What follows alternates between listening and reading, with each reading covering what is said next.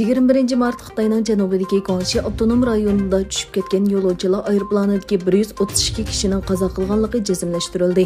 Aeroplan tushib ketgan Vogo shahrida ta'sis qilingan izlash qutqizish qo'mondonlik markazining bayonotida 123 yo'lovchi va 9 aeroplan xodimining hammasining qazo qilganligi jazmlashtirildi.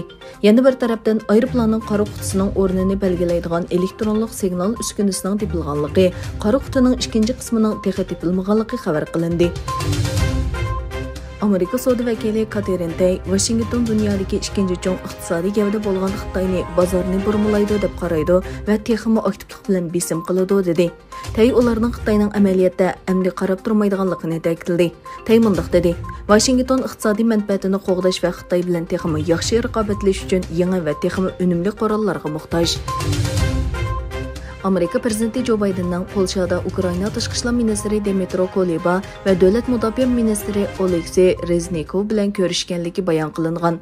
Yig'in jarayonida Ukrainaning zaminini qo'g'dashga texnik ko'p kuch sarf qilib, Rossiyaning Ukrainada elib berilayotgan tajovuzchiligi uchun javobgarlikni surishtirish qatorliq masalalarning muzokara qilinganligi ta'kidlandi. Hindistonning poytaxti Yangi Dehlini ziyorat qilgan Xitoy tashqi ishlar ministri Wang Yi va Hindiston tashqi ishlar ministri Subrahmanyam Jayshankar juma kuni ikki taraflik munosabatning yanada taraqqiy qilishi uchun aloqani kuchaytirishga qo'shildi. Xabarlarga qaraganda ikki taraf iqtisodiy va savdo hamkorlikni cho'nqurlashtirish, xodimlarning almashtirishini qulaylashtirish va chegara halqagan daryo gidrologiyasining o'zgarishini qo'llash qatorliq temalarda suhbat va aloqa qilishga qo'shilgan.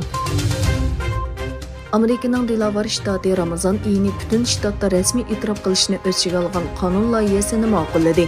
30 yoshli musulmon ayol parlament a'zosi Madina Wilson Antonning asosli qo'llovchisi sifatida o'tirib qo'yilgan bu qonun loyihasi shtat majlisi yig'inida 21 a'zoning 20si tomonidan ma'qullandi. Xitoyning Misrda turishliq bosh elchisi Liao Liangyang Misrning aloqa va uchur texnikasi ministri Amir Talat bilan ko'rishgandan keyin so'z qilib mundaq dedi: Xitoy Misr bilan hamkorlashib, raqamli iqtisod va aloqa texnikasi masalasidagi hamkorlikni cho'nqurlashtiradi.